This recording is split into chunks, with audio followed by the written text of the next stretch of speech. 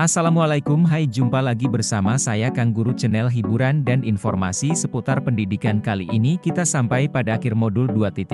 Yuk kita simak kesimpulan yang dirangkum dalam koneksi antar materi modul 2.1. Ayo simak bersama. Kita awali dengan pertanyaan pemantik, apakah saya mengubah pemikiran saya sebagai akibat dari apa yang telah saya pelajari? Saya berpikir bahwa pembelajaran berdiferensiasi adalah pemberian layanan pembelajaran yang berbeda-beda terhadap semua murid. Pemahaman ini akan sangat sulit untuk diterapkan dan menjadi rumit karena membutuhkan persiapan yang matang, dan saat pembelajaran akan terlihat kacau di mana murid dalam satu kelas akan belajar materi yang berbeda dan cara yang berbeda. Setelah memahami dengan baik modul 2.1 tentang pembelajaran yang memenuhi kebutuhan murid, saya mulai memahami bahwa pembelajaran berdiferensiasi adalah sebuah paradigma berpikir untuk memberikan pelayanan yang berpusat kepada murid dengan cara memenuhi kebutuhan belajarnya. Pada proses pembelajaran mempunyai tujuan pembelajaran yang sama, yang menjadi berbeda adalah layanan dan tingkat bantuan yang diberikan kepada murid disesuaikan dengan minat, profil, dan kesiapan belajar murid. 2. Bagaimana perubahan pemikiran tersebut berkontribusi terhadap pemahaman saya tentang implementasi pembelajaran berdiferensiasi? Awalnya saya berpikir bahwa pembelajaran berdiferensiasi sangat sulit untuk diimplementasikan, akan tetapi setelah memahami materi secara utuh muncul pemikiran bahwa secara tidak langsung kita sudah pernah melakukan pembelajaran berdiferensiasi walau tidak secara utuh. Hal ini memotivasi saya bahwa pembelajaran berdiferensiasi bisa dilakukan dengan baik jika dipersiapkan dengan baik pula sesuai dengan unsur-unsur yang ada di dalamnya. 3. Bagaimana saya tetap dapat bersikap positif walaupun banyak tantangan dalam penerapan pembelajaran berdiferensiasi ini? Setiap pekerjaan akan selalu ada tantangan dengan tingkat yang berbeda. Setiap tantangan memberikan kita pelajaran dan melakukan refleksi serta tindak lanjut perbaikan di setiap proses yang kita lakukan, maka anggaplah kegagalan adalah jalan untuk meraih keberhasilan.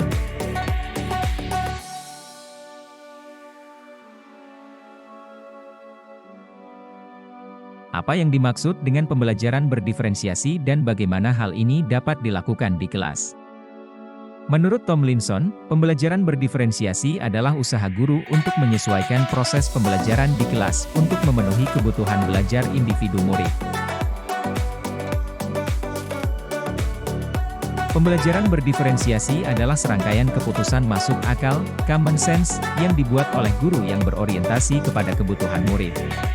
Keputusan-keputusan yang dibuat tersebut adalah yang terkait dengan 1. Tujuan pembelajaran yang didefinisikan secara jelas, 2. Kebutuhan belajar murid, 3. Lingkungan belajar yang mengundang murid untuk belajar, 4. Manajemen kelas yang efektif, 5. Penilaian berkelanjutan.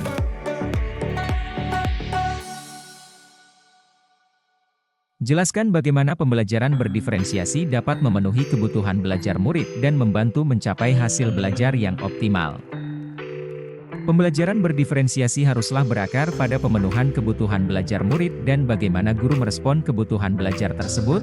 Langkah ini dapat dilakukan dengan memperhatikan hal berikut. Menurut Tomlinson, kita dapat mengkategorikan kebutuhan belajar murid paling tidak berdasarkan 3 aspek. Ketiga aspek tersebut adalah 1.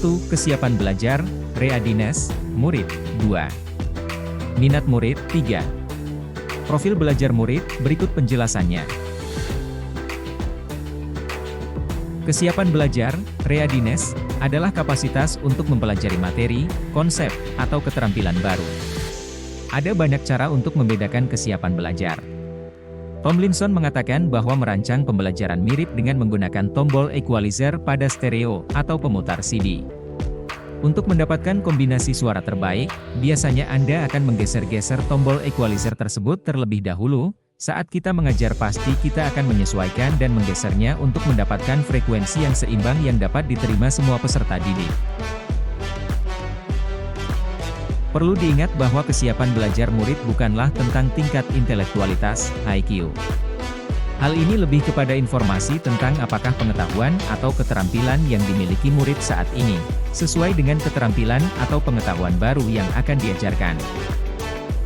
Minat merupakan suatu keadaan mental yang menghasilkan respons terarah kepada suatu situasi atau objek tertentu yang menyenangkan dan memberikan kepuasan diri. Minat dibagi dua perspektif. Yang pertama sebagai minat situasional. Perspektif ini didasarkan stimulus yang diterima oleh murid, pada dasarnya sesuatu yang tidak disukai murid mereka akan tertarik jika apa yang disampaikan menjadi menarik dan menghibur. Yang kedua, minat juga dapat dilihat sebagai sebuah kecenderungan individu untuk terlibat dalam jangka waktu lama dengan objek atau topik tertentu. Minat ini disebut juga dengan minat individu. Seorang anak yang awalnya suka terhadap tumbuhan, anak tersebut akan tetap suka belajar tentang tumbuhan meskipun guru mengajar sama sekali tidak menyenangkan atau menghibur.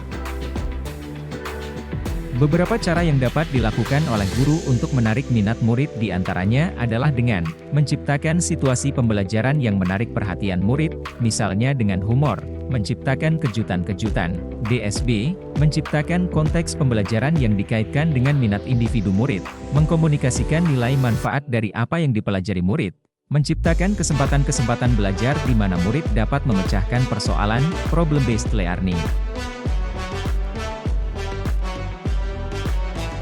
3. Profil belajar. Profil belajar mengacu pada cara-cara bagaimana kita sebagai individu paling baik belajar. Tujuan dari mengidentifikasi atau memetakan kebutuhan belajar murid berdasarkan profil belajar adalah untuk memberikan kesempatan kepada murid untuk belajar secara natural dan efisien. Profil belajar murid terkait dengan banyak faktor. Berikut ini adalah beberapa di antaranya: preferensi terhadap lingkungan belajar, misalnya terkait dengan suhu ruangan, tingkat kebisingan, jumlah cahaya, apakah lingkungan belajarnya terstruktur, tidak terstruktur. Contohnya, mungkin ada anak yang tidak dapat belajar di ruangan yang terlalu dingin, terlalu bising, terlalu terang, pengaruh budaya, santai, terstruktur, pendiam, ekspresif, personal, impersonal. Preferensi gaya belajar. Gaya belajar adalah bagaimana murid memilih, memperoleh, memproses, dan mengingat informasi baru.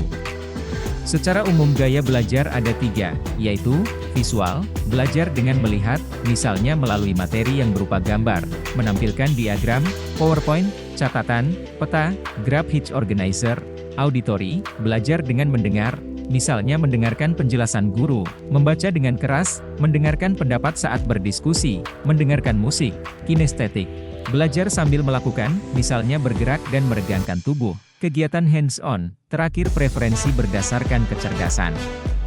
Majemuk, multiple intelligences. Akhir kesimpulan, jelaskan pula bagaimana Anda melihat kaitan antara materi dalam modul ini dengan modul lain di program pendidikan guru penggerak. Pada modul 1.1 dan modul 1.2 kita telah belajar tentang filosofi pendidikan menurut KHD dan potensi yang ada dalam peserta didik yang dapat dikembangkan pada setiap fase pertumbuhan. Modul pembelajaran untuk memenuhi kebutuhan belajar murid adalah sebuah implementasi guru sebagai penuntun dalam upaya memberikan pelayanan pembelajaran yang berorientasi kepada peserta didik. Pembelajaran berdiferensiasi adalah salah satu cara bagi guru dalam proses menuntun anak sesuai dengan kebutuhan belajarnya. Hal ini terkait filosofi KHD bahwa guru adalah ibarat petani atau pekebun yang merawat kebutuhan tanaman yang dirawat. Demikian kesimpulan yang kami sampaikan, semoga bermanfaat. Salam dan bahagia, sampai jumpa di video berikutnya.